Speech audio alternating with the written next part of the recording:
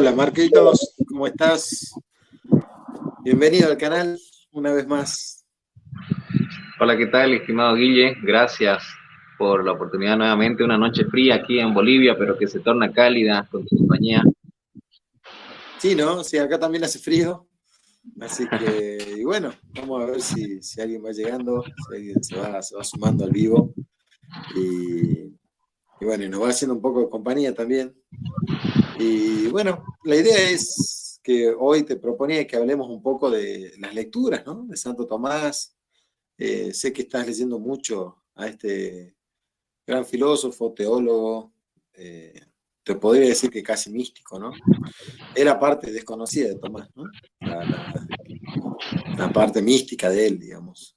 Que, no casi, sino que fue un místico, ya que tuvo una revelación muy importante al final de su vida y creo que es la parte que no se cuenta de Tomás, ¿no? La vida espiritual de él, si se quiere. Es un libro que adquirí hace poco, no lo he leído, sobre la vida espiritual de Santo Tomás de Aquino.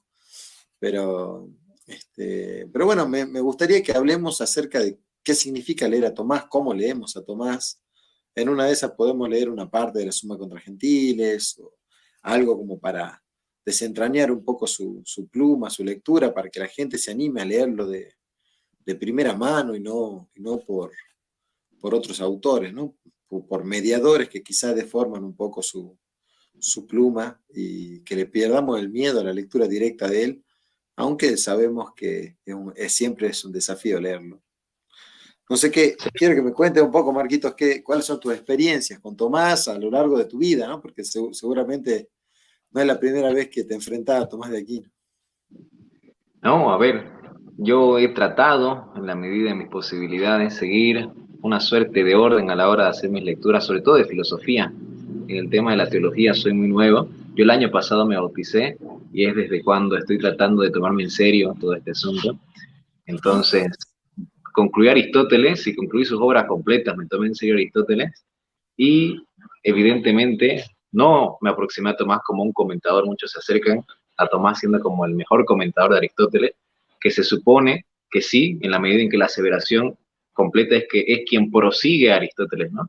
No recuerdo en qué fragmento leía, pero a Aristóteles no hay que seguirlo, sino proseguirlo, y esa tarea sin lugar a dudas la hizo Santo Tomás, no exclusivamente y únicamente basándose en Aristóteles, sino que tomó todo lo valioso que encontró en los filósofos que lo precedieron, teniendo en cuenta Aristóteles. Y entonces yo inicio medio raro. Primero, para probar, hace un par de meses ya inicié con el compendio de teología de Santo Tomás. Había visto al padre Cristian Ferraro, que recomendaba un poco algunas formas de iniciarse, siendo tan vasta la obra de Santo Tomás. Veía un cálculo que decían que aproximadamente entre a 14 a 40 hojas diarias él escribía, dependiendo de en qué momento de su vida, si indiquemos el momento en el que empieza a dictar o a escribir, no a sus escribas, es demasiado, o sea, te pones a hacer el cálculo y es una hora vastísima. Entonces inicio con el compendio de teología y después me voy a leer todos los comentarios que le hace Aristóteles, porque me interesaba mucho como que hacer una suerte de puente entre Aristóteles y Santo Tomás. Entonces me voy a sus comentarios y esa fue la mejor experiencia de mi vida en términos filosóficos. O sea, vos decís, vos te deslumbrás con Aristóteles, pero leyendo el comentario de Santo Tomás, Aristóteles así no. O sea, es una experiencia espectacular y no, hay muchísima riqueza, muchas nociones finas que hace Santo Tomás en sus comentarios. No son los más sencillos del mundo, si es que no has leído antes Aristóteles, pero a mí me sirvió mucho porque una virtud que hay que atribuirle justamente a Tomás, creo yo, es que él es muy claro. No sé qué vos opinas, Guillermo. Muchos le tienen miedo, como que dicen, no es muy obtuso, es complicado, pero a comparación de otros filósofos, él es clarísimo respecto a la forma en cómo escriben, ¿no? Y las ideas que él trata de transmitir. Es más, él lo hace muy contundentemente, es decir, vos podés leer, por ejemplo, en la Suma contra Gentiles, en la de Teología, en el compendio, el primer párrafo de un capítulo y es como que ya lo resuelve el capítulo y después es como que lo complementa, ¿no? Entonces Bien. es como que claro, vos te quedás con la idea en términos apologéticos, si querés, es decir, la contestación concreta a la cuestión que toca y después profundizás, ¿no? Pero sí, ahora mismo estoy leyendo la Suma contra Gentiles y estoy postergando la Suma teológica, aún no he leído la Suma teológica y me sucede como cuando inicié con Aristóteles, uno con avidez quiere, wow, yo quiero leer la metafísica, ¿no? Pero no, yo me aguantaba, sufría, decía, no me toca leer la metafísica, no me toca, tengo que agotar instancias. Y así estoy haciendo con Santo Tomás. Estoy con prudencia porque si me aproximo a la suma quizá directamente, hay muchas cosas que no voy a entender y esos tesoros me los voy a perder por no ir pasito a pasito, ¿no? Así es, sí, sí, sí. Y está muy bien. Igual de todas maneras, Tomás de Aquino eh, tiene su obra de juventud, ¿no? Ahí está el compendio de teología. Eh, de hecho, en alguna clase recuerdo que tenía, yo le cité al profesor el compendio de teología y me dijo, cuidado que Tomás de Aquino es solo una obra de juventud de Tomás, después él madura el pensamiento. Y claro, también hay que tener en cuenta eso, ¿no? Que como cualquier filósofo y teólogo, Tomás ha llegado a una madurez importante en alguna época de su vida. Y, y bueno, eso, en ese sentido era esperable, digamos, que afine la pluma. Pero de todas maneras es impresionante cómo él ha mantenido una coherencia en casi todos los aspectos de su teología y de su filosofía de una manera sistemática, ordenada. Creo que el orden le ha ayudado mucho, ¿no? A Tomás. Bueno, que estaba justamente en una época donde el orden valía, ¿no? y, y realmente aplicar una metodología concreta le ha permitido, ¿no? Leer y escribir todo lo que ha escrito, y sin método no se puede hacer, ¿no? De esa manera. Yo creo que, claro, que leer a Tomás y que no diga ningún bolazo en casi ninguna obra, y la verdad que es algo memorable porque ha escrito demasiado, ¿no? Y ahora nosotros pensamos que solamente ha escrito cuestiones filosóficas para los que estudian filosofía.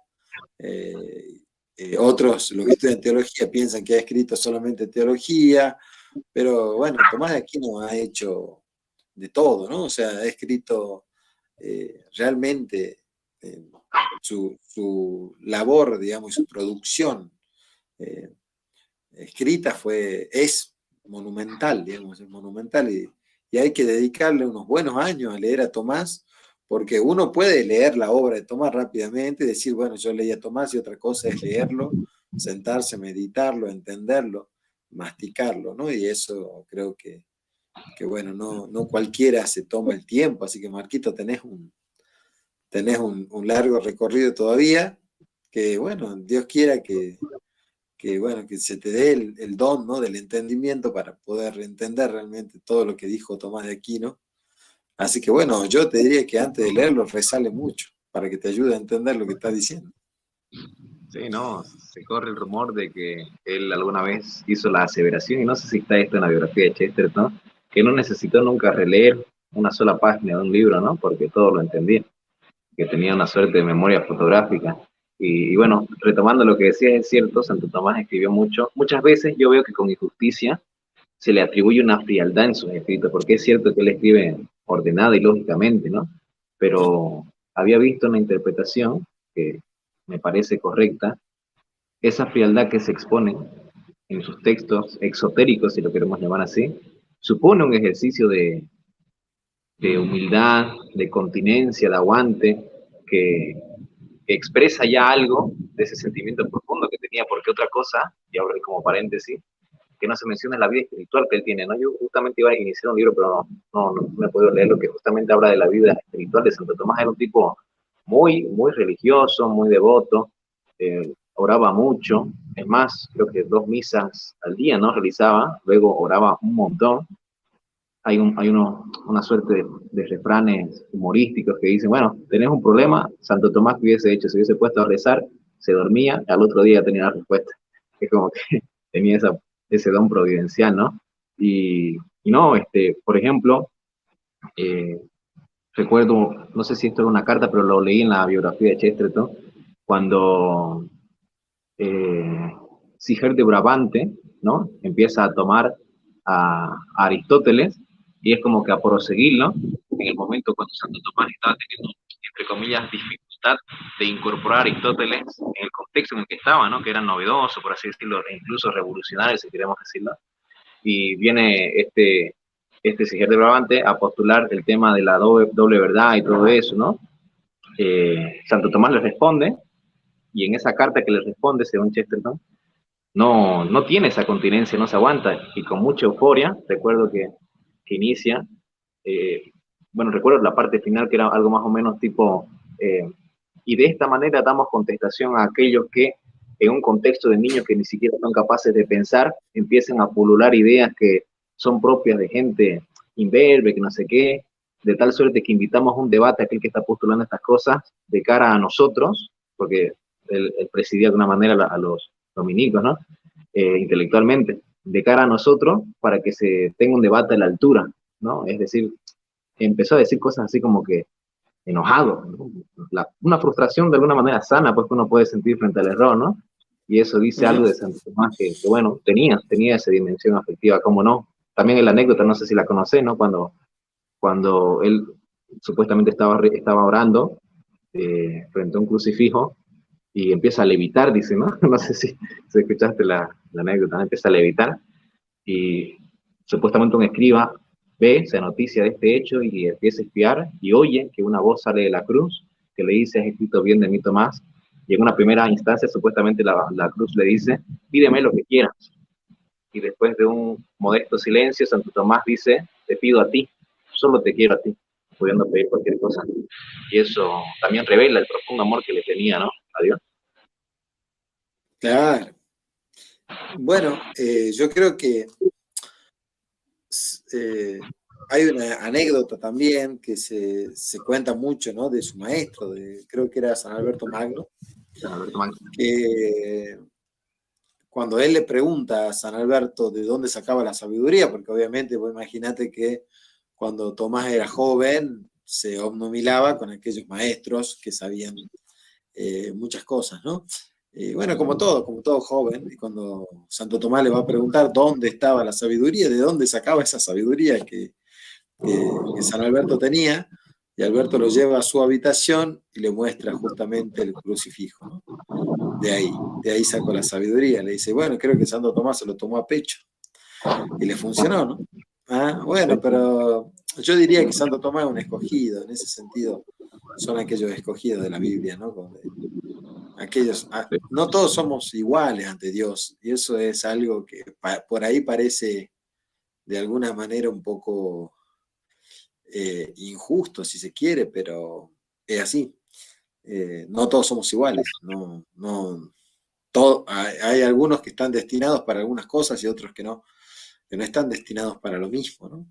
Si bien todos somos llamados a la perfección y a poder compartir con Dios el resto de la eternidad, no todos son llamados de la misma manera y bueno, es, eh, algunos tienen dones que no todos tienen, digamos. Aunque yo creo que todos tendrían de alguna manera una perfección sublime si es que todos aceptarían, ¿no?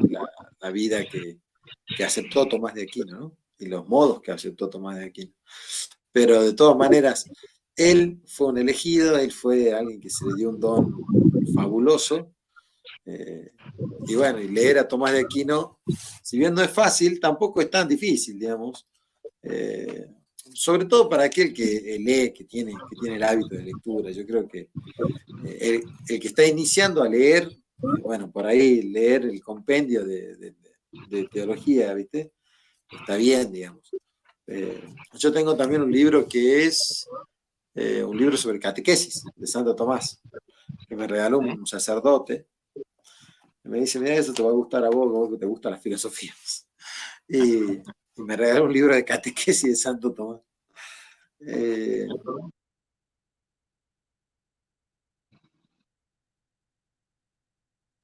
eh, leerlo a Santo Tomás siempre edificante. Eh, siempre edificante. Entonces, por ahí cuando nosotros lo leemos de primera mano, a mí me gusta que la gente pueda leer el autor de primera mano, ¿no? Yo recuerdo a Alberto Vuela y a Silvio Maresca comentar que es preferible leer a un autor de primera mano y entender el 5% de lo que dice que leer a los comentaristas y entender el 100% de lo que dicen los comentaristas. Porque bueno, siempre el ejercicio que te da el leer el autor directamente no te lo da leer los comentarios. Y creo que en ese sentido, cuando uno se acostumbra al método de Tomás de escritura, creo que ya ganó, ya está, digamos, ya lo puede leer mucho más rápido y fácil, porque Tomás escribe de la misma manera siempre. Y eso es una virtud, digamos, una virtud fabulosa, porque uno sabe con la forma, no con el contenido, pero con la forma que se va a encontrar con Tomás de Aquino. Y creo que eso le facilita a uno la lectura enormemente, enormemente. Así que bueno, es todo un desafío leer a Tomás, y creo que bueno, te embarcaste en lo grande, Marquito, ¿no? En lo grande. ¿A vos qué sensaciones te daban antes de leer a Tomás? ¿Qué comentarios te hacían antes de leer a Tomás? Yo sé que vos sos de una persona de consultar, preguntar, y cómo veías antes de realmente entrar, ¿no? en la lectura de Tomás. Bueno, sí, consultaba y para empezar a Tomás lo tienen en un pedestal altísimo, ¿no? Incluso superior a Aristóteles, depende a quién le consultas, entonces eso te genera cierto respeto. Entonces sí, ¿no? Evidentemente yo veía la obra y decía que me iba a tirar, si le meto al 100% al día, unos 2 años terminar a Tomás. Estoy tratando de meter al 100% y bueno, esa interpretación, ese prejuicio que tenía, se me borró cuando me aproximo y veo que es clarísimo, ¿no? Es clarísimo Santo Tomás a la hora de escribir. Y sí, yo 1000 veces siempre he preferido aproximarme directamente al autor, siempre lo he hecho así con Tomás. Incluso he estado practicando algunas llaves hermenéuticas, tips, de por ejemplo con Tomás. Cuando yo me aproximo al compendio, sé que estoy leyendo una obra de juventud, así como cuando leo el Ente et Essentia. Y después lo que hice fue leer los comentarios de Aristóteles, que son de los últimos que realiza en su vida antes de morir, en conjunto con la tercera parte de la Suma Teológica. Entonces sabía que estoy leyendo el último Tomás. Y con eso yo me puedo aproximar a su misma obra e ir comparando, ¿no? Bueno, aquí mira Tomás, quizá matiza esto, cambia esto, aunque no es mucho lo que cambia, evidentemente hay cosas que él perfecciona. Y eso me sirvió. Lo mismo con Aristóteles y bueno, con los autores que se pueden. Entonces, ahora mismo estoy leyendo la Suma contra Gentiles, el libro 3, y estoy yendo despacio como puedo. Bueno, como paréntesis me acordé lo que mencionabas de los maestros. Sirve, yo creo, como para subrayar esto, porque generalmente, no sé si te has dado cuenta, y sería un libro interesante o un video, que los maestros muchas veces pasan al olvido, no son tan rememorados, ni se les da la gloria quizá que merecen, porque por supuesto que harto habrá hecho San Alberto Magno y Santo Tomás para que éste brille como una perla que necesita ser pulida y ser puesta donde tiene que ser colocada. Lo mismo pasó en menor tenor, pero algo con Platón y Aristóteles, siendo que cuando se lee Aristóteles como que se deja de lado Platón, siendo que era un genio. Nadie recuerda a Arquelao, maestro de Sócrates, que trajo desde probablemente la Jonia antigua a Atenas el tema de las virtudes y la justicia. Nadie lo menciona Arquelao con Sócrates. Y así va sucediendo con muchos otros filósofos cuyos nombres de sus maestros no aparecen. Así que antes de que eso suceda, aquí tenemos al gran Guillermo Ramadán, maestro de espiritualidad y de una virtud de inteligencia increíble. No merezco eso, digamos, de ninguna manera. Simplemente vamos tratando de aprender juntos. Así que, pero gracias, Marquito, siempre sos muy generoso vos en los ¿Y vos, halagos. Guillermo, qué es lo último que has leído de Tomás? Mirá, de Tomás de Aquino, el último libro completo que leí fue El Ente y la Esencia, que lo leí con un amigo, me acuerdo, lo leí en una tarde y estuvimos debatiéndolo con Gunther.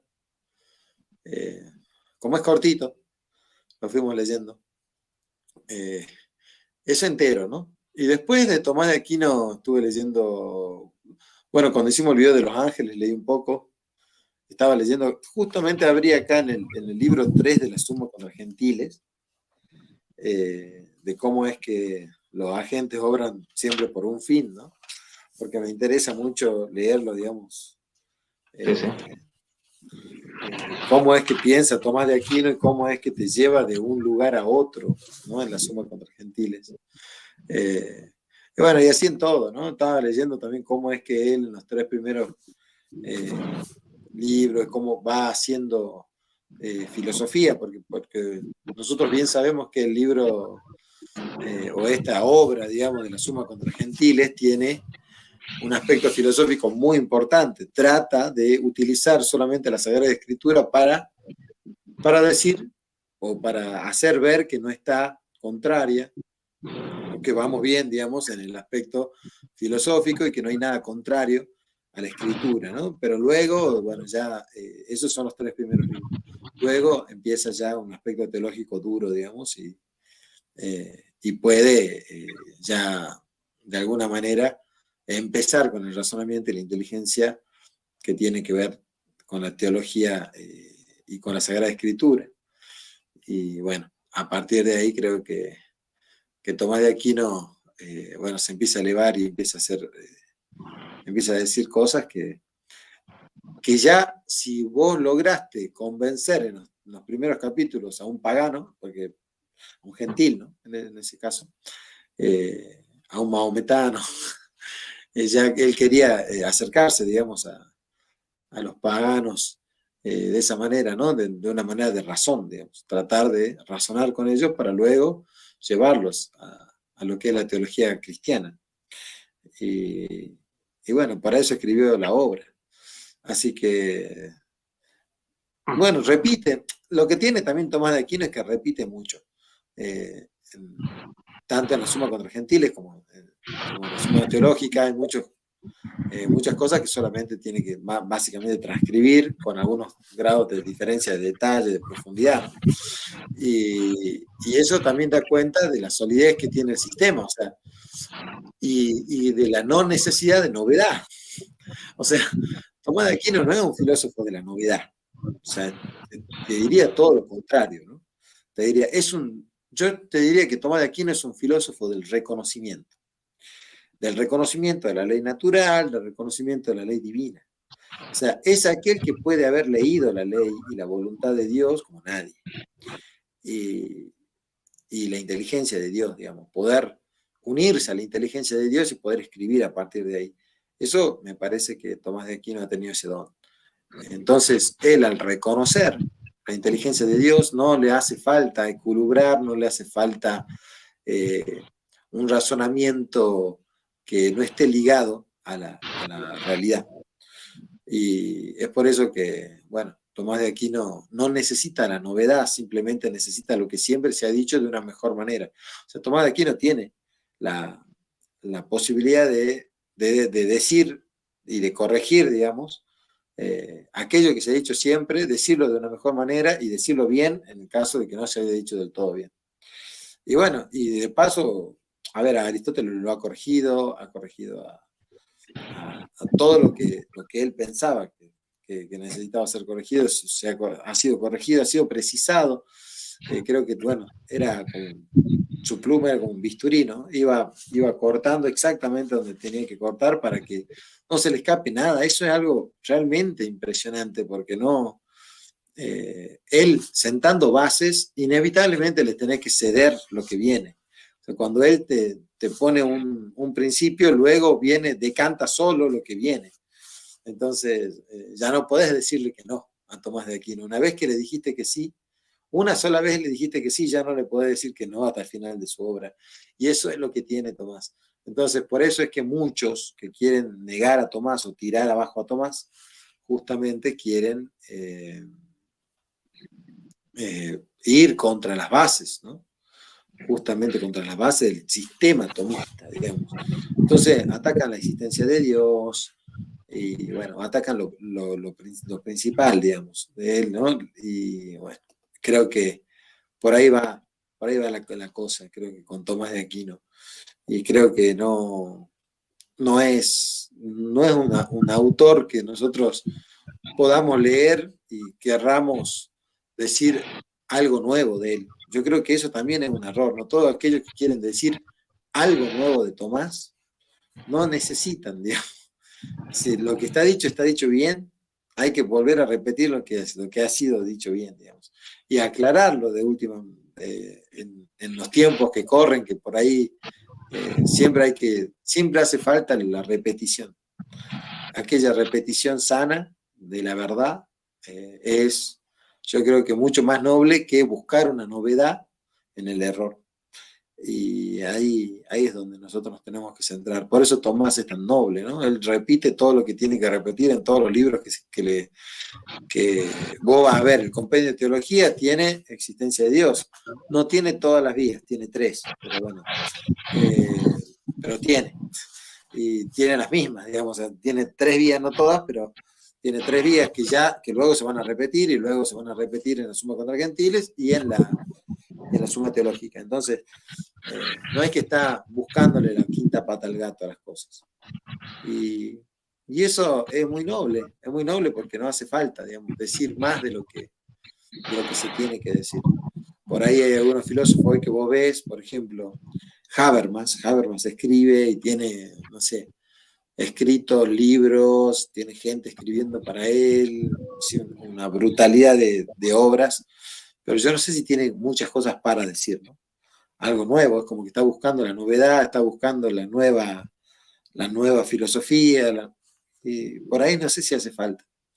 Por ahí hace falta centrarse en lo sólido, en lo que tenemos, en lo que se amolda a la realidad, en lo que realmente nos hace vivir mejor, y no es solamente por querer decir algo nuevo, por querer imponer algo nuevo. Estamos encontrándonos en errores que luego nos van a hacer perder todo lo que estamos tratando de decir. Así que eso creo que es importante en Tomás de Aquino. No sé qué opinas vos, Martín. No, estoy totalmente de acuerdo y es de lo que me he estado dando cuenta, y bueno, lo estábamos compartiendo, que es injusto e incluso me animaría apresuradamente a aseverar por lo pronto que es imposible no hacer una consecución en sede teológica de lo que lo precede a Santo Tomás, que es lo que él dice en filosofía, ¿no? Es decir, no se puede hacer, creo yo, no sé, que me parecería mucha creatividad inventiva en tratar de hacer una teología desde la filosofía, desde Santo Tomás.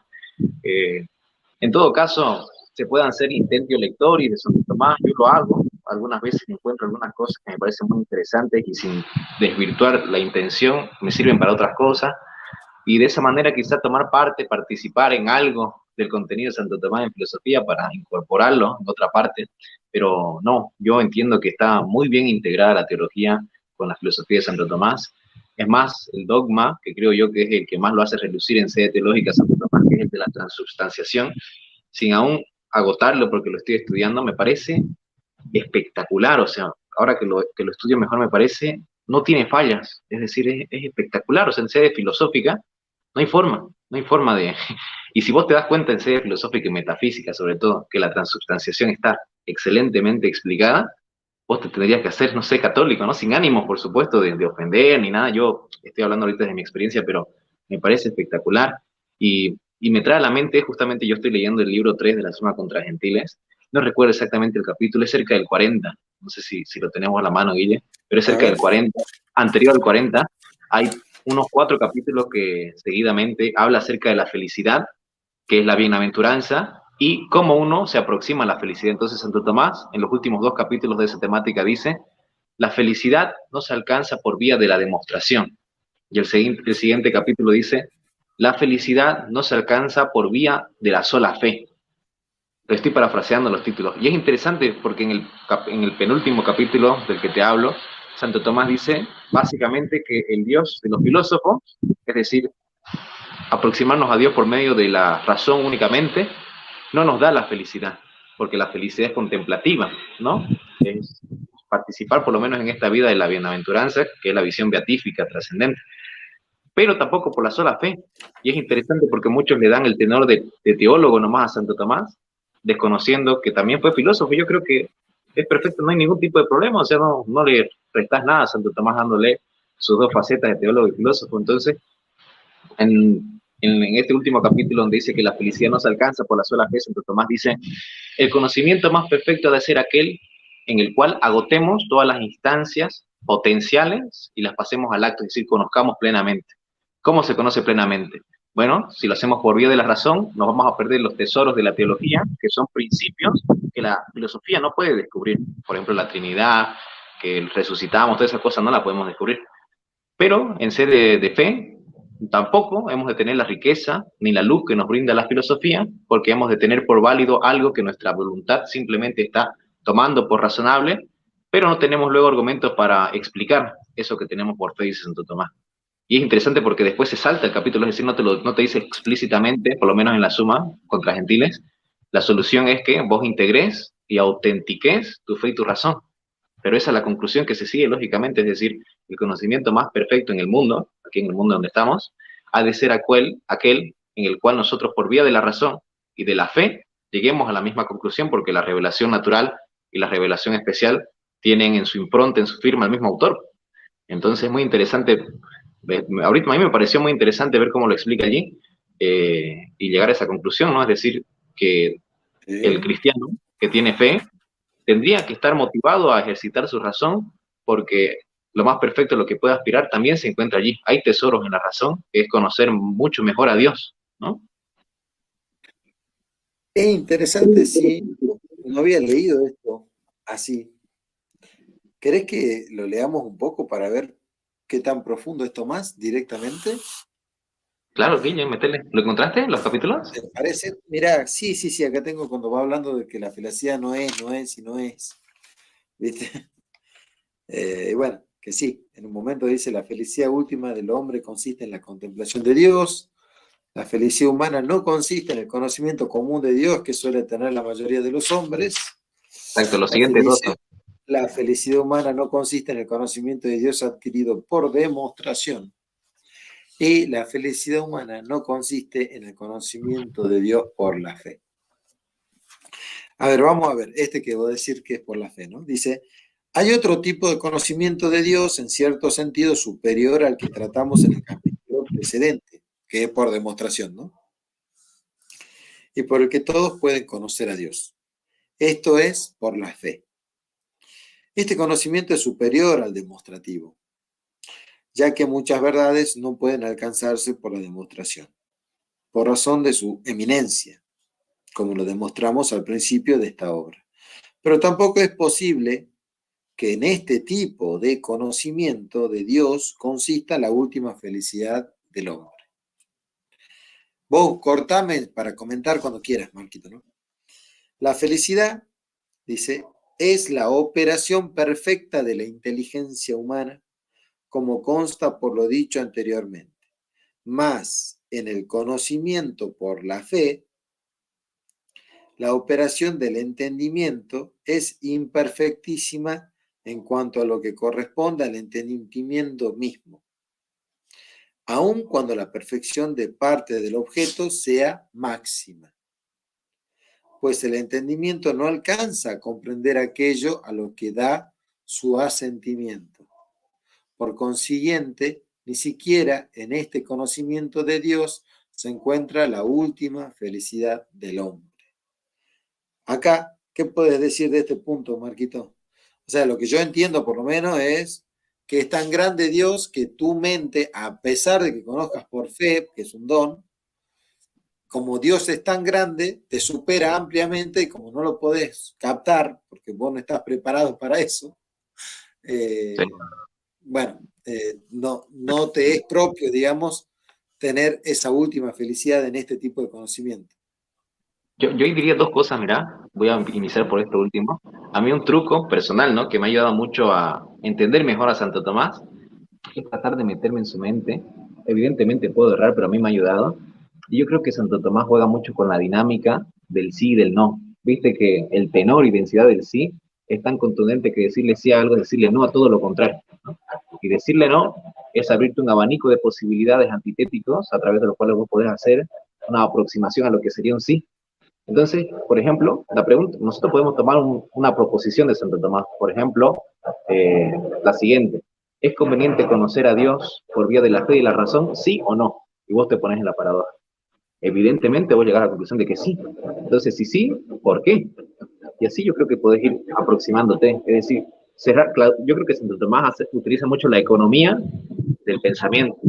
Cierra vías que no son necesarias transitarlas tampoco. Si bien habla de muchas cosas, yo creo que él clausura vías en las que no son necesarias aproximarse. Y mira, yo creo que aquí toma mucho Aristóteles, perdón que te haga esta digresión, Guille, porque recién lo descubrí leyendo a Enrico Berti. Eh, Aristóteles dice que el inicio era thaumazein, que es la maravilla. Eso en latín se traduce como admirari, pero admirari no es una buena traducción porque supone o sea, un acto mediante el cual vos estéticamente y en términos de patos, de pasión, te impresionás. Es decir, uno se admira, por ejemplo, frente a una escultura o una pintura. Pero el thaumazein, la maravilla griega, no era donde te escuchabas un discurso o algo y te maravillas y decís, wow, sino es una inquietud intelectual donde vos inquirís el por qué sucede esto. Y si esa es la actitud, nosotros tenemos dos conclusiones.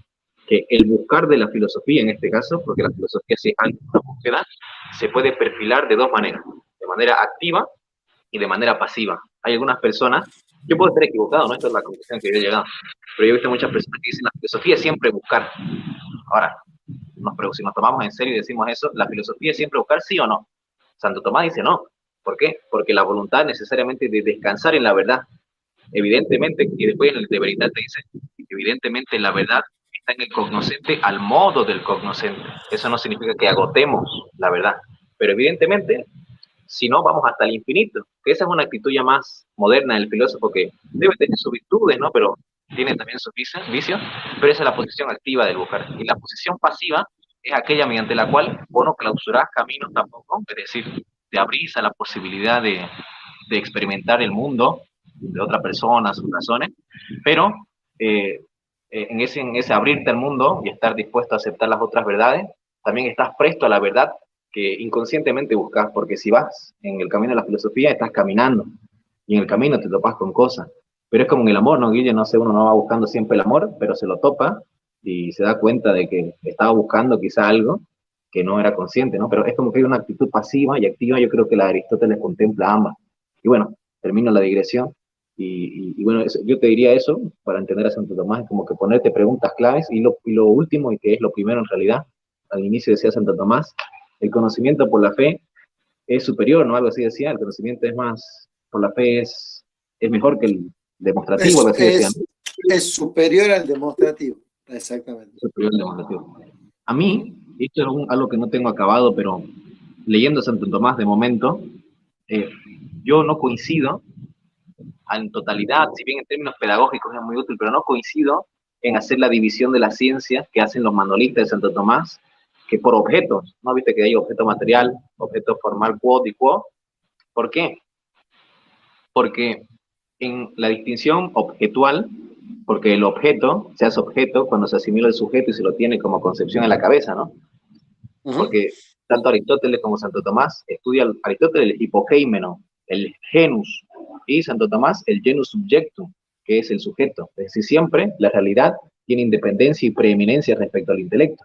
Eso significa que nosotros vamos a estudiar cosas en el mundo que son sujetos de estudio, pero se van a hacer objetos en la medida en que el hombre discrimina, compone y divide. Esto explica Santo Tomás en la lógica, es decir, tampoco vamos a pretender estudiar, yo que sé, el cosmos así súper abstracto, sino vamos a estudiar la supernova, vamos a estudiar esto, lo otro, entonces los cortes lo hacen el entendimiento. Si eso es así, la división objetual de la ciencia va a tener un problema, que es que no contempla la asimetría. ¿Qué significa esto? Santo Tomás está poniendo en evidencia que hay una asimetría en cuanto al contenido material, ¿no? Es decir, la metafísica estudia al ente en tanto ente y Sí. la teología a Dios, a Dios. El ente en tanto ente no es lo mismo que Dios, ¿no? O sea, creo que no lo tengo que explicar. Entonces, si el contenido material de teología tiene mayor dignidad, ha de tener más alcance, pero en cierto sentido, en el sentido de que te da el principio vendría a ser la proposición, es decir, Dios es uno y trino. Eso la filosofía no lo puede descubrir, pero una vez la tiene la filosofía, lo incorpora y la puede trabajar. Eso es lo que en Fides et Ratio, Juan Pablo II, atribuye a la filosofía su rol luminal, ¿no? Aparte de sapiencial. Entonces, la proposición sería la siguiente. Allí donde la teología te da un principio, es conveniente, y Santo Tomás lo dice, que la filosofía operativice ese conocimiento, alumbre, lo haga inteligible. Y allí donde la filosofía puede continuar sin la teología, no es menester que la teología intervenga. Sin embargo, allí donde la filosofía se atora, es conveniente que la teología incorpore un principio en pos de ¿qué? En pos de la verdad. Entonces, yo, de momento, estas son mis conclusiones, puedo estar equivocado, las voy a revisar, pero mi conclusión es la siguiente. La división objetual de las ciencias se hace en pos de la autonomía. porque lo que considera es la autonomía que tiene que tener cada ciencia, ¿no? Y la premisa es, toda ciencia que presuma ser ciencia tiene que ser independiente, si no, no sería una ciencia propiamente. Sin embargo, la división de sujetos, que tiene en cuenta las dignidades, que son los primeros principios que no son demostrables, el sujeto y las pasiones que pueden acontecerle a ese sujeto, tiene en vistas, o sea, en pos de la verdad. Entonces, en pos de la verdad, no hay ningún tipo de problema de renunciar, si se quiere, a la autonomía de una ciencia en pos de la verdad, pero reconociendo que se renuncia a la autonomía de la ciencia. Entonces, lo que yo veo que Santo Tomás hace es utilizar la filosofía hasta donde le da el cuero a la filosofía y luego incorpora la teología y para alumbrar la teología utiliza la filosofía. Entonces yo veo esa interdependencia en Santo Tomás y yo creo que se pone en evidencia allí donde dice que la fe es superior en este sentido. Te lo explico. No sé qué opinas, Joaquín. Claro. Sí, a ver, sí te entiendo.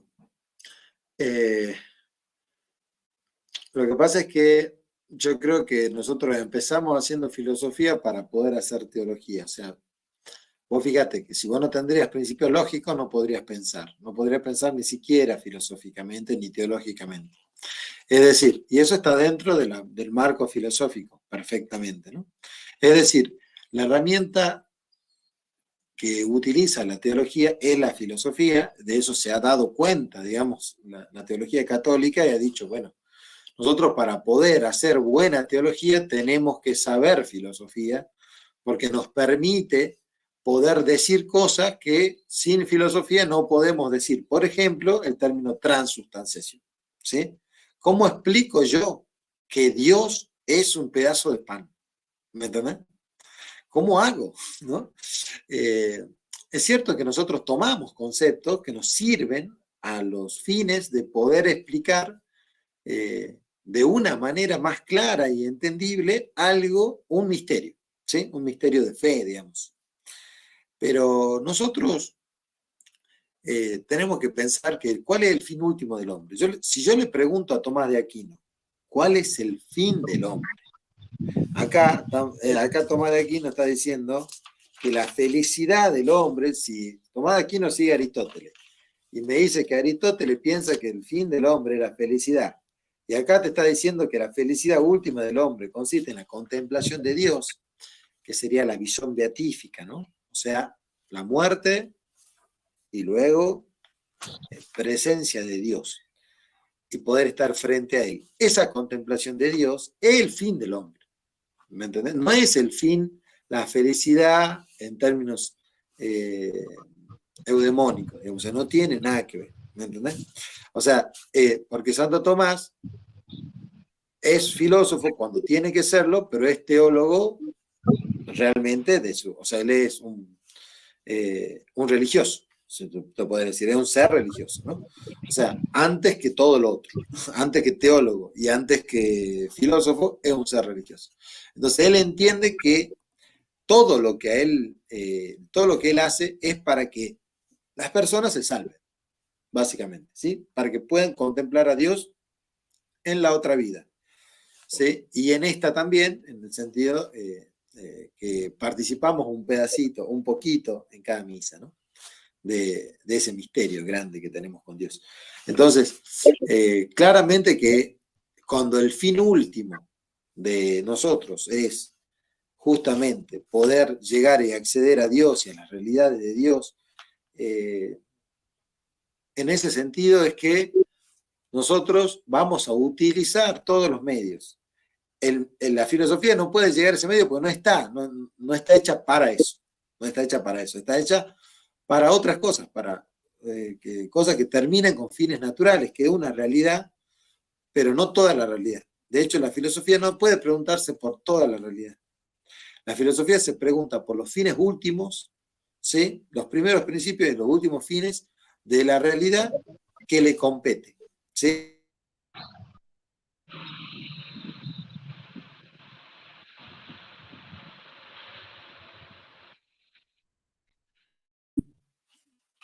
Entonces te decía, hay ciertos misterios que no son objeto de la filosofía, pero sí de la teología. Pero la filosofía nos sirve a eso, en ese sentido para lograr profundizar esos aspectos misteriosos de la teología, ¿no? Como te digo bien, el ejemplo más común puede ser la transubstanciación para utilizar ciertos conceptos que nos permitan explicar una realidad compleja, ¿no? Y única, por sobre todo, ¿no? Que es única, una realidad única que se da eh, en lo que es la cena del Señor. Ahora, yo te sigo porque cuando vos hablas de dignidades, digamos, yo no sé si la dignidad que tiene la teología se la da justamente el objeto de estudio, si queremos, a lo que se sujeta a esa realidad a la cual nosotros nos estamos sujetando para poder estudiar lo que estamos estudiando, digamos. Entonces, justamente como esa realidad que estudia la teología es superior a la realidad que estudia la filosofía, en esos términos, ¿sí? Bueno, ahí sí, ahí yo te entiendo que uno pueda prestarse a algunos términos para poder avanzar, ¿no? Porque uno no puede avanzar si no, si no se presta a algunos términos, porque evidentemente la teología toma conceptos de la filosofía para poder hacer ciertas explicaciones, y en ese sentido nadie dice nada, digamos, o sea, es como que está todo bien, digamos, vos tomalo, porque nosotros necesitamos, no estás haciendo filosofía, simplemente estás tomando la filosofía, porque Tomás de Aquino obviamente tiene muchos términos o suposiciones filosóficas para poder leer a Santo Tomás, vos tenés que entender cuáles son los supuestos filosóficos que Santo Tomás ya maneja y que da por supuesto en toda su obra, ¿no es cierto? O sea, uno tiene que entender bien qué es la teoría de la participación, porque si no, no va a entender a Santo Tomás y se le va a complicar. ¿Sí? O puede llegar a conclusiones que no son reales si uno no entiende todo presupuesto filosófico que se entendía en la época de Santo Tomás y que Santo Tomás ya daba por sabido. Digamos. Entonces, a partir de ahí sí, claramente que para mí, yo no sé si hay una subsunción en términos de que cada uno tiene su autonomía, ¿no? Pero sí es cierto que hay una profundidad y una dignidad superior en que nosotros, cuando hacemos teología, queremos saber de Dios todo lo que Dios nos permite conocer de una manera más profunda y perfecta, que es lo que puede hacer la filosofía, que se queda en si Dios existe o no existe y no puede decir mucho más que eso.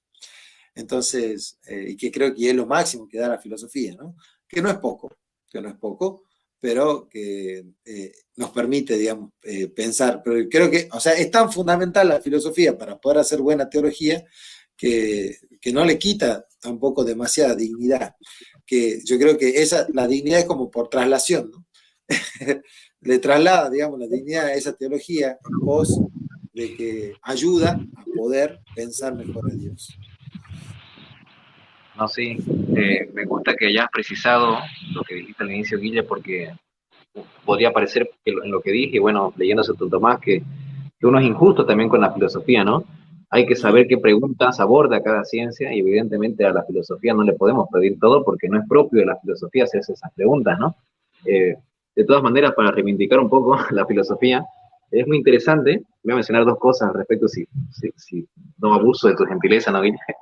Eh, lo primero que, por ejemplo, en el comentario del libro 1 de la metafísica y en muchas otras partes, Santo Tomás va a decir, en las contragentiles también, que la filosofía es una ciencia divina, es la ciencia más libre de todas, es libérrima, en la medida en que se entiende por libre aquella ciencia, en este caso, que no depende de otros principios, sino que prescinde de todos los principios porque ella es la plataforma de todos los otros principios, de todas las ciencias particulares.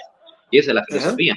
Él cuando menciona las dignidades, son principios indemostrables, ¿no? Como el principio de no contradicción, el principio del tercero excluido, que no se puede demostrar porque si no iríamos ad infinitum también, porque no toda palabra tiene definición, ni toda definición tiene definición, y no toda demostración tiene demostración, porque ir ad infinitum es imposible, no se puede, no se podría. Entonces hay ciertas cosas que damos por válidas y que por vía negativa podríamos tratar de probar. Pero bueno, también iba a mencionar, digo, la Catena Áurea, que es un texto excelente que yo lo que hago, ¿no? Y lo recomiendo a quien le guste iniciar por Santo Tomás, podría hacerlo de esta parte que son comentarios que se hacen a la Biblia, a los evangelios, y que toma a modo de doxografía, es decir, los comentarios de todos los anteriores teólogos, padres de la iglesia que le precedieron. Y bueno, por ejemplo, cuando comenta el capítulo 2 de del Evangelio de San Mateo, viste que hay un momento, bueno, donde van los Reyes Magos a Jesús en dos oportunidades van, ¿no? Primero porque ven la estrella en el cielo con 2 años de anticipación y van, y después cuando Herodes los vuelve a mandar, ¿no?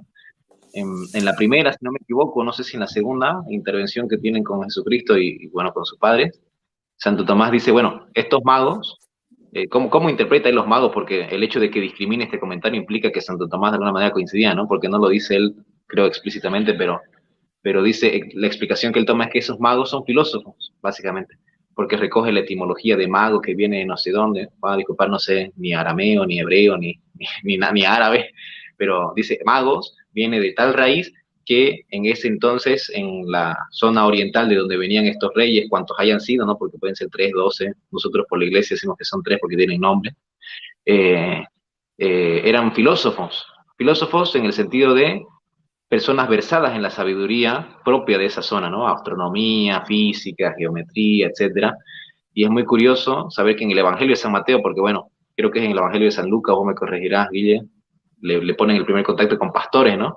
Pero bueno, según el Evangelio de San Mateo, los primeros que entran en contacto, aparte de sus padres, vendrían a ser estos filósofos, siendo así también una explicación muy interesante, porque la estrella supuestamente no para específicamente en la casa, digamos, sino que ellos tienen que empezar a preguntar, han visto al hijo de David, ¿no? Han visto a Jesús, de tal suerte que ellos vayan propagando el mensaje, la buena nueva, ¿no? Porque así las personas de esa zona se van a empezar a preguntar, o sea, estos extranjeros vienen a preguntarnos por Jesucristo, siendo que nosotros somos los que estamos más versados en las profecías y no sabemos si ya ha nacido, y es como que les da ese rol de humildad y curiosamente de servicio a la filosofía para propagar la buena nueva, ¿no? Esto no significa tampoco que nosotros hagamos la filosofía sierva de la teología, ¿no? Yo creo que en Santo Tomás queda igual muy claro que todas las ciencias tienen su autonomía y sin lugar a dudas a la filosofía se la da de cara a la teología, ¿no? No sé qué opinas vos, Guillermo.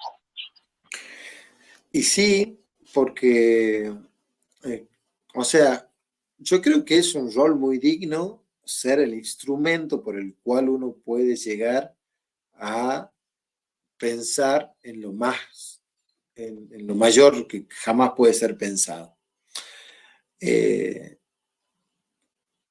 Pero él toma, digamos, vos acordate en la Suma contra Gentiles, cuando él toma al inicio, ¿no? Cuando habla del oficio del sabio y habla sobre todo de que la filosofía primera es la filosofía de la verdad, ¿no? O sea, es como que ahí está la clave, ¿no? Está que justamente es la filosofía lo más importante porque es la filosofía de la verdad donde se basa todas las otras verdades. O sea, esa es la verdad donde se basan todas las otras verdades. Justamente cuando uno llega al ser de la cosa, digamos, es el fundamento de la verdad. Y, y en ese sentido, bueno, Santo Tomás, yo pienso que él ve esto de Aristóteles y dice, bueno, si Aristóteles me está diciendo que la filosofía es la ciencia de la verdad y el que es la verdad es Cristo, que es el camino a la verdad y la vida, bueno, me parece que 2 más 2 son 4. Básicamente, la filosofía es, como yo alguna vez te dije, ¿no? Aquel punto de contacto entre nuestra inteligencia y la inteligencia de Dios. Y podríamos decir, eso es el recto pensar, ¿no? El poder, de alguna manera, reconocer esa inteligencia de Dios y a través de la inteligencia que Él nos ha brindado. Y bueno, ese ejercicio es el que ha hecho perfectamente Tomás de Aquino. Y que a nosotros nos cuesta muchísimo más, porque nosotros, vos acordate que partimos de un mundo del error, un mundo que le da al error la preeminencia. Entonces nosotros nos cuesta mucho más porque tenemos que depurar mucho antes de llegar a Tomás de Aquino, antes de llegar a un pensamiento normal. ¿Me entendés? Hoy cuando un chiquito empieza creciendo, cuando le dicen, bueno, vos podés ser lo que vos quieras, vos querés ser mujer, ser hombre, ser esto, ser aquello, el chico empieza mal, empieza con un problemón, digamos, porque no entiende cómo puede ser esto. Y cuando lo empieza a asumir como una verdad, luego, vos viste como todo, ¿no? Muchos dicen, yo prefiero empezar de cero que corregir todo, porque claramente es un libro. Si yo estoy un libro que está todo mal, y yo te digo, mira, Marquito, corregímelo, y vos me vas a decir, mira, Guille, prefiero escribirlo de nuevo. me sería más fácil. Y claro, bueno, eso es lo que le pasa a Tomás. Tomás de Aquino vivía en una época donde sus maestros, y acá revitalizando nuevamente, ¿no?, el rol de los maestros, vivían en una época que ya había curado mucho error, ¿me entendés? Y que era de alta precisión, ¿sí?, tanto filosófica como teológica. Entonces, vivir en la Alta Edad Media a Tomás de Aquino le dio también la posibilidad de su contexto, ¿no? Dios le regaló el momento de la historia preciso para poder desplegar todos sus dones, digamos. Yo te podría decir eso. Pero sí, en términos filosóficos, la filosofía no es sierva de nadie, porque no necesita, no necesita servirle a nadie, pero sí forma parte de un instrumento a través del cual vamos a explicar la realidad última de las cosas, que no está accesible a la filosofía. Digamos, la realidad última de las cosas no es accesible a la filosofía, o tal vez en una sola parte, que es justamente decir que existe. ¿Me explico? O sea, porque ahí termina, digamos. Después, muchas modalidades, digamos, de esa cosa que se pueden dar, en algún momento termina. Cuando el Dios empieza a ser personal, la filosofía termina. ¿Me entendés? O sea, nosotros tenemos hasta un Dios, podemos explicarlo, porque Dios también explica que Dios es simple, Tomás explica que Dios es simple, ¿viste? Empieza a explicar ciertas cosas que se siguen dando en la filosofía, ciertas características que podemos tomar ahí. Pero cuando el Dios se torna ya de una manera personal, ya empieza a ser el Dios cristiano concreto y le excede a la filosofía. Así que creo que ese es el límite de la filosofía para un cristiano, ¿no? El Dios personal. No sé qué opinas vos, eso se me acaba de ocurrir. No, totalmente. Si bien hay ciertos paralelos y por supuesto muy amplias distancias entre el Dios de los filósofos, el de Aristóteles, por ejemplo, con el de Santo Tomás, algunas de ellas vendrían a ser que ambos tienen intelecto, de alguna manera tiene voluntad en la medida que tiene facultad operativa, pero no es un Dios al que le podemos rezar, no se constituye en una personalidad, no es alguien que esté salvaguardando, sosteniendo el ser de las personas y que los ame, que le importe de alguna manera en ese sentido. Santo Tomás lo explica justamente en esos capítulos, creo que en los precedentes, es muy interesante porque, y aquí, perdón que haga otra digresión, Aristóteles, por ejemplo, divide las ciencias en tres, ¿no? Las especulativas, las prácticas, la praxis, y las poéticas, las que obran. Sí. Y Aristóteles concluye, porque yo escucho a algunas personas que piensan que el fin de Aristóteles es la ética o la política, no es cierto, en la misma ética dice que no es así. Aristóteles considera que la actitud más perfecta o el fin se encuentra en esta primera instancia, en la ciencia especulativa. ¿Por qué? Primero, porque depende de menos principios, es decir, cuando vos pensás y encontrás la verdad, no tenés que actuar hacia afuera, es decir, tu operación concluye en el mismo acto en el que lo realizás, ¿no? Sí. Y de ello se entiende que siendo el hombre un alma que tiene dos facultades, una volitiva y una intelectiva, y esto luego lo explica mejor Santo Tomás, porque Santo Tomás justamente en los capítulos precedentes dice, el fin, la felicidad del ser humano es la bienaventuranza. ¿Por qué? Porque solamente una operación o una obra podría ser el fin máximo y no el intelecto si el hombre fuera Dios. Es decir, si el hombre tuviese una naturaleza así perfecta, que no pudiese fallar, y cuando obra lo hace perfectamente, entonces la facultad perfecta tendría que ser una operación. Pero no puede ser una operación porque de suyo se entiende que el hombre falla a la hora de operar, y ahí tampoco el fin en el cual va a descansar la voluntad no es un fin trascendente, es un fin mundano, no sé, alguna cosa en el mundo vas a querer, tu familia, el amor, ni siquiera el amor. Tiene un capítulo que Santo Tomás dice, el fin ni siquiera es el amor. Sino que es la bienaventuranza, la visión beatífica. Y es muy interesante también porque se sigue, y si querés lo podemos comentar, a mí me puso muy triste este capítulo, que es, no sé si lo tenés, el libro 2 de la Suma contra Gentiles, el capítulo 82. Santo Tomás dice, capítulo 82, si no me equivoco, del libro 2, ¿Sí? Santo Tomás dice, las almas irracionales no son inmortales, básicamente. Y vos te pones a leerlo y llegas a la conclusión de que tus perritos, tus gatitos, todos los animales irracionales no van al cielo. Básicamente esa es la conclusión que se sigue. ¿Por qué? Porque dice que el alma, cuando se separa del cuerpo, persiste en cuanto, o por lo menos operativamente, en cuanto a su facultad intelectiva y volitiva, ¿no? Que es propia del alma racional, porque el alma del, del ser, por ejemplo, del animal no racional, es sensitiva, y la vegetativa, bueno, de las plantas, ¿no? Pero la sustancia separada es una sustancia intelectual, y de eso se entiende que una sustancia separada no puede, diríamos en chiste, ¿no? Digievolucionar o mejorarse, es decir, el perro, cuando se separe tendría Claro, que ser intelectual, digamos, ¿no? Pero no es intelectual. Y porque la sustancia separada puede conocer y puede querer, pero el animal propiamente no puede ni participar de la felicidad, ni tampoco es intelectual, puede tener estimaciones, impresiones, pero es triste, ¿no? No sé, a mí me impresionó porque tampoco es que a todo a Santo Tomás le digamos amén, ¿no? Pero yo no sé, vos qué pensás, Guille, así como anécdota, no sé, como dato colorido, ¿vos creés que en el cielo tienen cabida los animales no racionales o cómo lo ves? acá, si estoy leyendo porque acá dice, las almas de los brutos animales no son inmortales, ¿no? Claro. Y me interesa porque mira lo que dice, la doctrina de la fe católica concuerda con la que hemos expuesto, justamente esta, ¿no? Se puso a exponer por qué, toma Aristóteles, etcétera, y dice, el alma de la carne está en la sangre, ¿no? Del Levítico 17:11, como si dijese, su existencia depende de la permanencia de la sangre. Y en el libro de los dogmas eclesiásticos, creemos que únicamente el hombre tiene un alma sustancial, es decir, vital por sí misma, pero las almas de los brutos mueren con el cuerpo. Pero todo principio vital tiene su razón de ser en Dios. Y bueno, pero yo creo que es justo, digamos, que es como lo dice Tomás. ¿Por qué es justo? Porque le da lo que realmente vale el hombre para Dios, que no es cualquier criatura, digamos, no se equipara a una criatura.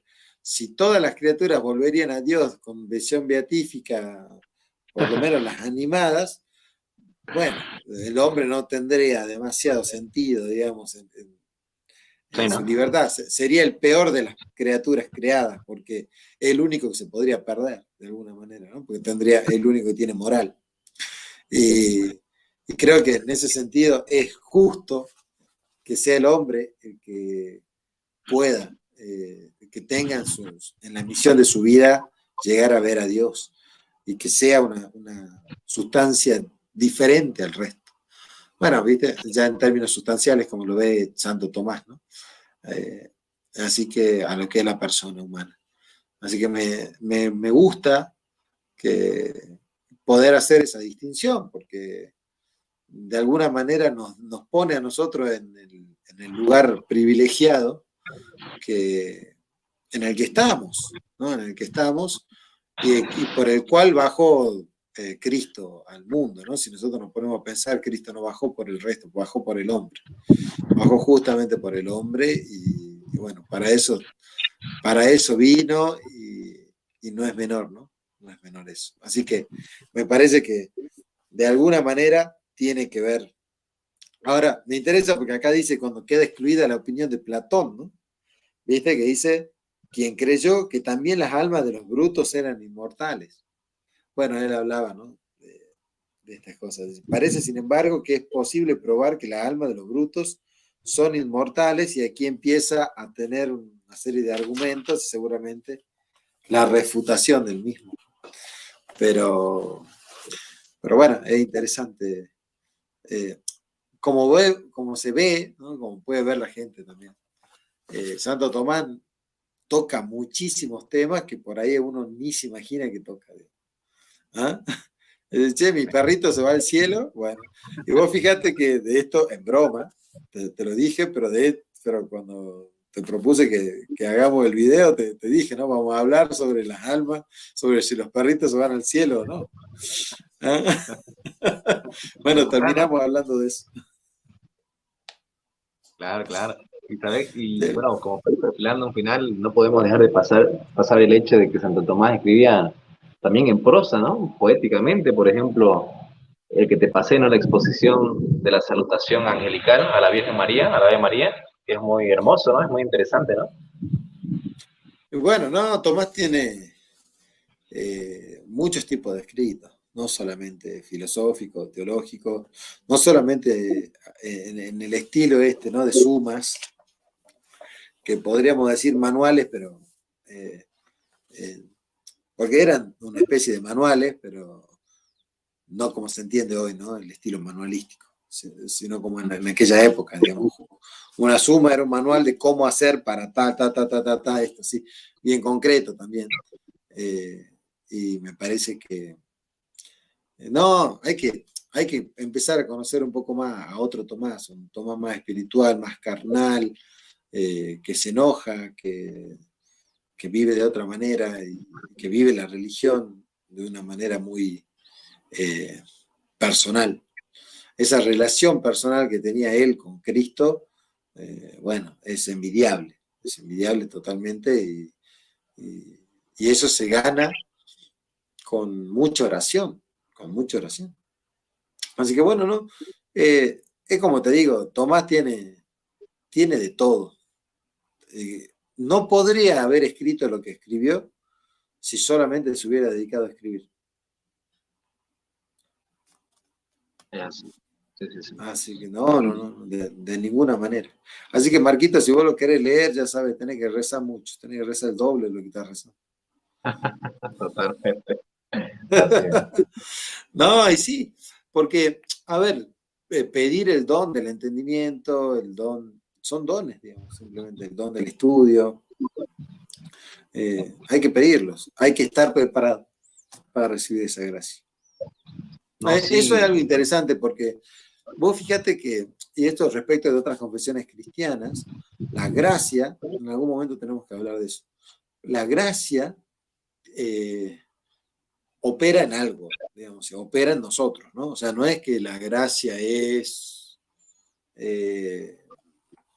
algo así abstracto, ¿no? La gracia es un regalo de Dios concreto a una persona concreta, digamos. O sea, eh, eso es la gracia de Dios. Entonces, cuando la gracia opera en la persona concreta, hay gracias que no pueden operar porque nosotros no estamos dispuestos o predispuestos, no tenemos allanada o arado el camino para que esa semilla pueda germinar.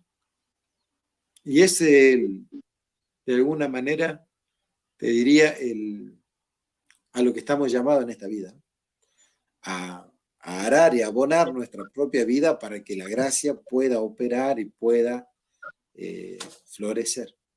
Porque, bueno, no todas las gracias están disponibles para todos, pero eso es por culpa nuestra, no por culpa de Dios. Dios las tiene disponibles para nosotros cuando queramos y cuando estemos dispuestos a hacer de nuestra vida una buena vasija para esa gracia. Así que así, Marquito, hay que darle para adelante con eso. Sí, ¿no? Y como para concluir también, si dos cosas podría mencionar y con las que me quedo de Santo Tomás, una de ellas es algo relacionado a lo que estás mencionando, la santidad. Por algo se le llama el más sabio de los santos y el más santo entre todos los sabios. Y desde que yo conocí su historia, a mí me inspiró y me conmovió mucho. Tanto como, yo no sé si está mal, no, Guillermo, yo te lo confieso, yo algunas cosas en mi interioridad las vivo en ser espiritual, digo, con incertidumbre porque no me gustaría de pecar de parlanchín o, no sé, hasta herético, no sé, me siento como que con cierto pudor. Entonces yo pido, desde que conocí un poco la vida de Santo Tomás, santidad. Yo no sé si está mal, no sé si me lo merezco, evidentemente no me lo merezco, pero es algo que he estado pidiendo para vivir rectamente, ¿no? Y a mí Santo Tomás me deja ese mensaje de santidad y de humildad. Y con esto me gustaría a mí como dejar un mensaje, ¿no? Para la gente, si es que alguno puedo dejar. Y voy a citar un poco a Mayer Egger, que es igual un tomista, que vos me lo hiciste conocer. Él, tomando Santo Tomás y Aristóteles, explica un poco qué es la definición, y creo que viene a cuento en base a lo que vos estás explicando en su momento cuando contextualizabas el mundo actual que está perdido, que no pareciera que la realidad le tiene que rendir cuentas a uno, cuando es al revés, uno tiene que tener una actitud no de señorío, sino de mayordomía y reverencia ante la realidad. Entonces, cuando él explica la definición, o sea, ¿qué es definir, no? ¿Cuál es la definición de definición? Y él explica que en latín el prefijo de supone una actitud pasiva y activa, y deliberadamente lo pone en este orden. uno muchas veces piensa que la definición es limitar, ¿no? Discriminar, distinguir, es decir, esto significa esto y yo pongo el contenido de la cosa. Pero en primera instancia es pasiva la definición en tanto uno reconoce la cosa. Entonces ese reconocer implica una actitud de humildad y de saber y decir, bueno, las cosas son lo que son y no lo que yo quiero que sean. Ahora, evidentemente importa el concurso del ser humano a la hora de definir, porque mediante la definición activa uno discrimina, ahora sí, distingue y separa, ¿no? Lo mismo sucede con la esencia, ¿no? La esencia tiene una Mm. potencia pasiva, en tanto recibe el ser, y activa, en tanto lo configura discriminándolo. De la misma manera nosotros a la hora de definir el mundo, y me gustó a mí esta distinción que hace Mayer, yo la recojo de allí, porque la realidad es algo hermoso, y si es algo hermoso, para empezar, no depende de nosotros que sea hermoso, sino que reconocemos su hermosura, reconocemos lo que son, y a partir de ese punto nosotros nos podemos preguntar, ¿de dónde?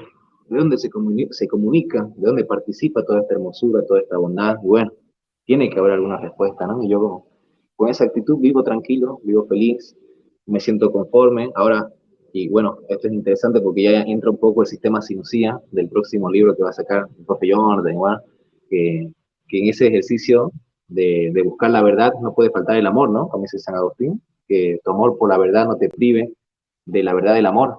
Hay muchos tesoros que se pueden encontrar a veces renunciando a uno mismo, no hipócritamente, sino en pos de recuperar al otro, ¿no? Y bueno, a mí me gustan esos mensajes que me transmite Santo Tomás y lo que voy aprendiendo y me falta por aprender. Claro, bueno, sí, falta. Pero yo creo que, por ejemplo, más que leer a todo Santo Tomás, hay que saber lo importante de Santo Tomás, los mensajes importantes, los cruciales, los esenciales para la vida, los más que notas de color, como puede ser esto, ¿no? Si el alma de un perro se va al cielo. Eh, que, que son preguntas que por ahí a uno le hacen, uno no sabe qué contestar. Y ahora ya sé qué dice Tomás, por lo menos qué dice Tomás.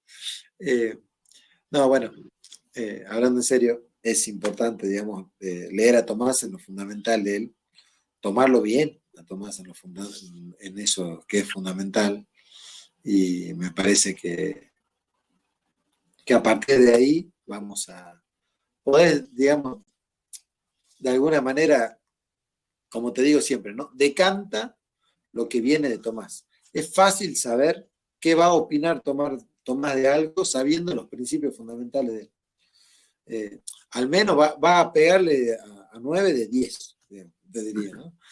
Quizás no va a saber las sutilezas con las que él habla, quizás no va a saber perfectamente, pero el edificio está puesto y tiene una dirección y se sabe qué tan grandes son las habitaciones. O sea, Tomás de Aquino no es un misterio en ese sentido.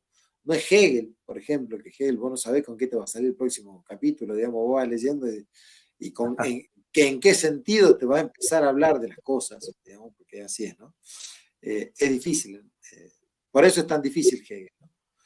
Porque tenés que ponerte en un lugar, en un sistema filosófico que nada tiene que ver con la realidad, sino con su propia elaboración y racionalidad de cómo él entiende la realidad. Eh, y bueno, y es difícil entenderlo así, aunque claramente cuando uno se deja atrapar por ese sistema filosófico, empieza a pensar la realidad de esa manera y es peligroso. Y bueno, por eso es que Castellani siempre decía, al último, en última instancia, el debate filosófico y teológico es Santo Tomás versus Hegel. Y bueno, es interesante en ese sentido qué cosas tenemos que leer y aprender mucho de Tomás de Aquino. Después vendrá Hegel y podrás compararlos y podrás comparar esos dos monstruos, si te animás. Después de haber leído a Tomás, es bueno enfrentarse a otro grande como Hegel para poder saber por qué es que un grande como Castellani está diciendo esto. Mirá, hemos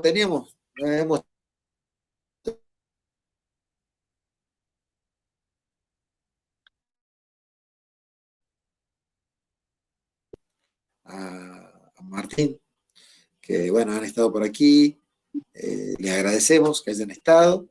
Y bueno, Marquitos, eh, te veo pixelado ahora, no sé por qué. Ahí está, ahora te veo. Eh, Así que bueno, Marquito, si querés cerrar, te invito a que cerremos y bueno, ya después te invitaré a otro vivo para que trabajemos algún tema muy puntual, más filosófico, si te animás. Ya que estás leyendo la Suma contra Argentina, podríamos leer algo de la Suma juntos y bueno, ir trazando algunas líneas y algunos detalles de la Suma, que es un gran libro para nosotros. Por supuesto, yo lo sigo hasta donde pueda y me dé, estimado Guille, y bueno, agradecer a las personas que nos han acompañado también. Y si algo puedo decir, mi humilde experiencia, me viene a la mente, estuvo Jonathan en Bolivia hace un par de semanas, dio una clase de introducción a la filosofía y hacía la siguiente pregunta que me pareció interesante y es un bonito mensaje como para incentivar a la gente. Si la filosofía es algo, en muy grandes rasgos podemos decir que es un conjunto de conocimientos, en muy grandes rasgos. Ahora, si la filosofía es un conjunto de conocimientos, ¿en qué se distingue de cualquier otra ciencia? Porque todas las ciencias tienen un conjunto de conocimientos, ¿no? Salvando las distancias de que la filosofía es una ciencia universal y las otras son ciencias particulares, ¿no? La filosofía es una ciencia fundamental. Bueno, siguiendo su etimología, si la filosofía es el amor a la sabiduría, lo que la distingue de las demás es el amor. Y es muy interesante incorporarle ese elemento a la filosofía del amor, porque a día de hoy, por lo menos en la poca realidad que yo conozco empíricamente, me topo con personas que, independientemente si estudian filosofía, teología, cualquier cosa, la hacen en términos utilitarios, no la hacen con pasión ni amor, la hacen en términos historiográficos, doxográficos, donde son capaces de decirte lo que todos los filósofos dijeron. Y yo creo que algo del atrevimiento de la filosofía y de la teología, aunque en esta última no hay mucha novedad que aportar, es lanzarse con amor.